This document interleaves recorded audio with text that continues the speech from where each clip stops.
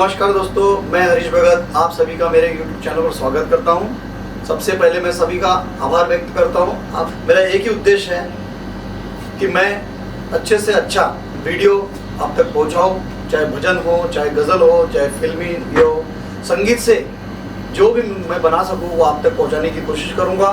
दूसरी मेरी कोशिश ये रहती है कि ऐसे कलाकार जिनको कुछ इच्छा है प्ले उसके अंदर में एक्ट करने की, तो ऐसे भी कुछ कलाकारों को लेकर के मैं आज तक वीडियो बनाता रहा हूं। मेरा एक ही मानना है, एक फिल्म छोटे छोटे कैरेक्टर से भी पूरी होती है। हर कैरेक्टर अपने आप में एक हीरो होता है, इसलिए हीरो कोई अलग से नहीं होता। स्टोरी में हर कैरेक्टर अपना एक हीरो होता है। जैसे मैंने बीच में हमारे कदम को पोस्टमैन का रोल दिया, उसमें पोस्टमैन का बहुत ही अच्छा और लोगों ने उनको पसंद किया, बहुत ही अच्छा रोल किया। तो छोटे छोटे रोल में भी आदमी अपनी छवि बना लेता है, तो वो आपकी इच्छा है। तो अब आज का जो मेन सब्जेक्ट है, कंपोजिशंस कैसे होती है, सर आप संगीत कैसे बना लेते हैं, तो मैं कहूँगा कंपोजिशंस का जो है कि कंपोजिशंस भी जो है आपके अंदर से निकलती है। उसकी धुन, उसका सब कुछ आपके अंदर से निकलता है, लेकिन वो कब निकलता है, जब आप उन स्वरों के बारे में जानकारी रखते हैं, तब वो आपके अंदर से जो है क्रिएशन होना शुरू होता है। अब स्वर की जानकारी क्या है, तो इसके लिए क्या है, आपको स्वर को समझना होगा, उसके बाद में थाट को समझना होगा और राग को। ये तीन चीज पर अगर आप भले ही बहुत अच्छा नहीं गाते हैं या आप सिंगर नहीं बनना चाहते हैं, लेकिन आप एक बहुत अच्छे कंपोजर बन सकते हैं, एक अच्छे म्यूजिक डायरेक्टर बन सकते हैं। आपने तो देखा होगा म्यूजिक डायरेक्टर, बड़े बड़े म्यूजिक डायरेक्टर्स वो कहाँ सिंगर्स के इसमें आते हैं, लेकिन वो जो बनाते हैं उसको सिंगर्स जो है स्वर के द्वारा आप तक पहुंचाते हैं। तो जरूरी नहीं है नहीं गा पाते तो आप म्यूजिक में काम नहीं कर सकते। आपके लिए कंपोजिशन भी बहुत अच्छी फील्ड है, आप इसमें अच्छी कंपोजिशंस करते हैं। लेकिन हाँ, कंपोजिशंस करने के लिए मैं जो आपको तीन चीज़ बताया हूँ ये बहुत ही ज़रूरी है, इस पर ध्यान दीजिएगा। सबसे पहले मैंने क्या कहा कि स्वर, आपको स्वर का ज्ञान चाहिए, दूसरा थाट और तीसरा राग। तो स्वर क्या है, तो ये आपने नॉर्मली सभी जानते हैं, सारे गमा पदे निसा ये स्वर है, ये तो आप सभी जानते हैं। लेकिन दोस्तों ये सारे गमा पदे निसा अलग अलग थाट में अलग अलग भाव में बदल जाता है। जैसे मैं आपको बिलावल के शुद्ध स्वरों का सारे गमा पदे निसा सुनाऊंगा, आप सुनिएगा, देखिएगा।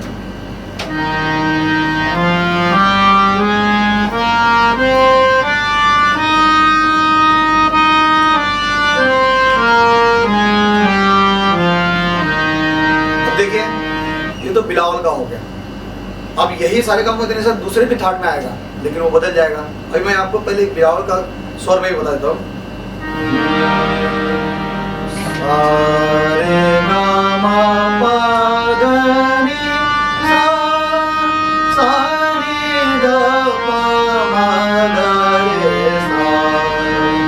हो गया सारे गाँव की, सिंपल हो गया। अभी अगर हम इसको भोपाली में करें या भोपाली इसमें करें, तो भोपाली में देखिए, भोपाली में क्या होता है कि इसमें म और नी इन स्वरों को नहीं लगा जाता।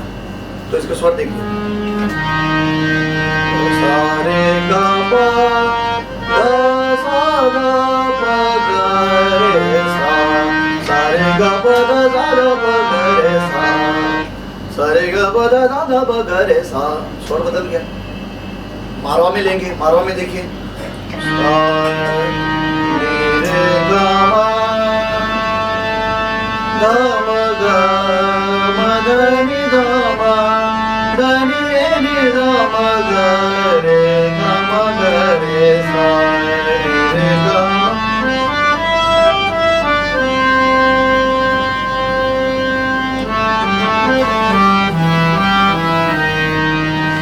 देखिए ये भी सारे गामा पदे निसा है।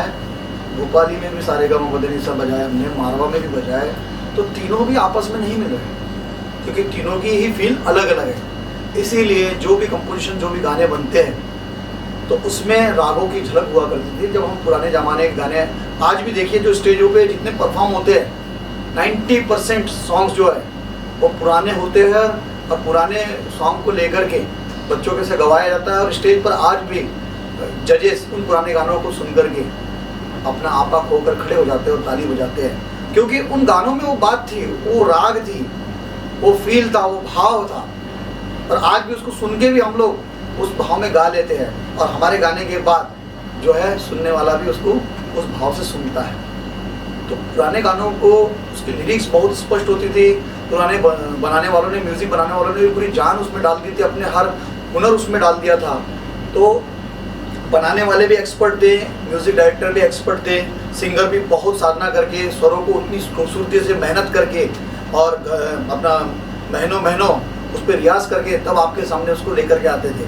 तो ये इस तरह से संगीत बनता है। लेकिन कंपोजिशंस जो होती है उसके लिए आपको स्वर के पलटों का रियाज करना पड़ेगा, और जितना ही इसके अलंकार आप करेंगे नए से नए कंपोजिशंस आपको आएगी। मेरा कहने का मतलब ये है कि अगर मान लीजिए आपको दिल्ली जाना है और आप दिल्ली जाना चाहते हैं, तो सीधी सी बात है, दिल्ली जाना चाहते हैं तो या तो आपको रास्ता पता हो तो आप पैदल पैदल दिल्ली निकल जाइए, या फिर आपको रास्ता पता नहीं है तो आप ट्रेन में बैठ के जाएंगे, बस में बैठ के जाएंगे। कहने का मतलब है कि ट्रेन, बस ये आपके लिए संगीत में गुरु है, जो आपको संगीत तक, उस मंजिल तक पहुंचाएगा। या फिर आप खुद से चलेंगे। तो मेरा कहना यह है कि हम सारेगामापा ये सब तो सुन के बजा लेते हैं, गा लेते हैं, लेकिन क्योंकि संगीत एक गुरुमुख विद्या है, शास्त्र पढ़ करके अगर शास्त्र आने लग जाए तो फिर प्रैक्टिकल की क्या जरूरत है। लेकिन अगर हम किसी गुरु को करते, लेकिन कुछ लोगों को कहना है कि सर बिना गुरु के भी तो हम कर सकते हैं। भैया जी आप कर सकते हैं, लेकिन आप जब कर रहे हो तो आप कहाँ गलत हो कहाँ सही हो ये आप कैसे पता करोगे।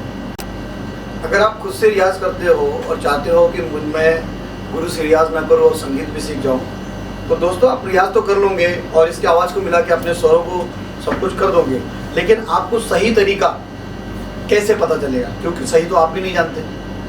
इसीलिए आपका जानना बहुत ज़रूरी है। तो जो भी रियाज हो, जब आप किसी गुरु के सामने प्रस्तुत करते हो तो गुरु उसमें देखता है कहाँ कमियाँ हैं, कहाँ ये है, और उस तरह से उसमें सुधार करता है। तो उससे आपका समय बचता है। समय क्यों बचता है, हम गुरु क्यों करते हैं, कि गुरु के पास उस चीज़ का अनुभव होता है। वो कई गलतियों से सीख करके परिपूर्ण गुरु बनते हैं, और हम जो है वही गलतियाँ अगर हमको पहले ही मालूम हो जाए तो हम बिना गलतियों के आगे निकल जाते हैं, बहुत कम समय में हमको गुरु तैयार कर लेते हैं। नहीं तो हमको बहुत सारी गलती करने के बाद, हमें बाद में समय जाने के बाद 10-10 साल 15-15 साल के बाद एहसास होता है कि मैं ये गलती कर रहा था, फिर आप जीरो से रियाज करते हो, आपका शून्य हो जाता है। इसलिए गुरु के समक्ष आप रियाज करिए। कंपोजिशंस के बारे में मैं बता रहा हूँ, कंपोजिशंस आप जो है बहुत अच्छी कर सकते हो। आपके जो है इसके अंदर प्लेइंग करिए, सारेगामापा सानिधपमगरेसा, और उसके सा रे रे ग ग म म, द्विवर्ण, त्रिवर्ण, चौर्वर्ण, तो ये तरह तरह के जो है इसमें वर्णों में इसका रियाज करिए। अलंकार ज़्यादा से ज़्यादा करिए जितना। अगर आप कंपोजिशंस करना चाहते हैं तो मेरा दावा है कि बिना अलंकार के आप कुछ भी नया नहीं कर पाएंगे, क्योंकि आपको किसी भी गाने की चलन मालूम होनी चाहिए, उसके रास्ते मालूम होने चाहिए। हर गाना अपने आप में एक कंपोजिशन होती है। गाने के अंदर में दो चीज़ बहुत ज़रूरी है। सबसे पहले आपके बोल, जो भी गीत लिखते हैं उस गीत के बोलों के ऊपर में स्वर बिठाए जाते हैं। तो ये नहीं कि उसको कंपोज कैसे करें, सबसे पहले तो आपको, जैसे ही आप कंपोजर है और आप कंपोजिशन करते हैं, आपने बहुत अच्छा इस तरह इसके अंदर में रियाज कर लिया है और अलंकार, नए नए अलंकार किए, तो हो सकता है कि आपसे नए नए अलंकारों में नई नई जो है रचनाएं बाहर आए। तो उसके लिए सबसे पहले आप अपने उस सॉन्ग को, जो भी सॉन्ग होता है लिखा हुआ, उसको सुनिए। अगर आप पढ़ते हो तो पढ़िए, समझिए, और फिर सोचिए कि ये गाना किस उद्देश्य से बनाया गया है। दुख का है, ममता का है, प्रेम का है, वीरता का है, कौन सा रस उसमें है। तो उस रस से रिलेटेड आपको राग लेकर के उसकी कंपोजिशन करनी चाहिए। तो वो जब रस उसमें आने लग जाएगा उस राग का, तो आपका गाना खुद ब खुद बहुत अच्छी कंपोजिशन में जाएगा।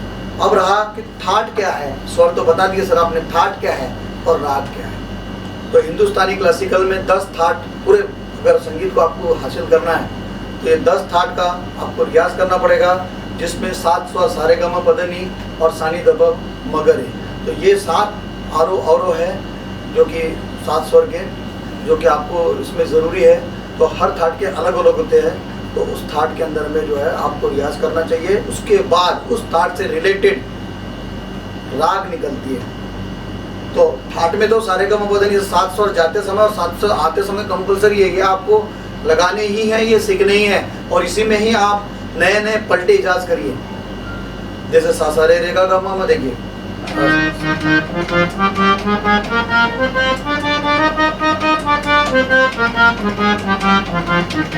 गा मा गा मा पा मा पा गा पा धा नि धा नि धा सा रे धा नि धा पा धा मा मा पा मा गा मा गा रे सा। सर ये जो है इस तरह से रे गा मा पा गा मा पा धा मा पा धा नि पा धा नि सा नि धा मा नि धा पा मा गा मा गा रे सा। ये अलग अलग पलटे हैं, अलग अलग पलटे, इसमें बहुत सारे लाखों करोड़ों पलटे बन सकते हैं। इसीलिए संगीत में जो है 7 ही स्वर होते हैं, लेकिन 1000 प्रकार के लाखों गीत निकलते हैं।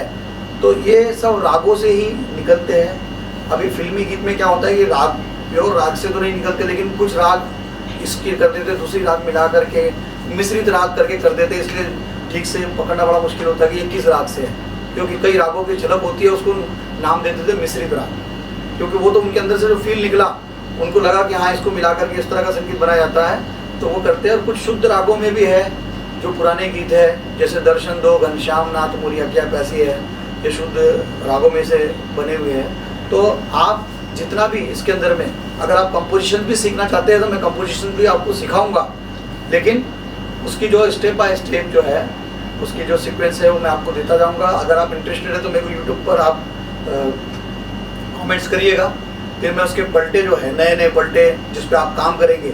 देखिए सिर्फ बजाने से ही हासिल नहीं होता है, इसको कंटिन्यू आपको रियाज करना होगा। रियाज करने के बाद अगर थाट आप ढंग से कर लेते हो तो उस थाट में उसके रागों पर थोड़ा रियाज करिए। फिर देखिए जैसे जैसे राग आपके जहन में आनी शुरू हो जाती है तो उससे कंपोजिशंस खुद ब खुद बाहर आनी शुरू हो जाएगी। तो आज का विषय तो ये बहुत बड़ा विषय है, लेकिन मैं कोशिश किया हूँ इसको शॉर्ट में आप तक पहुँचाने की। बाकी जो है आप नेक्स्ट क्लास में करेंगे, क्योंकि बहुत ज़्यादा हो गया।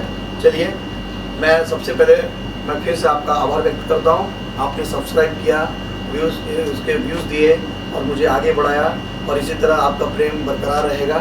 बाकी आगे मिलेंगे, धन्यवाद।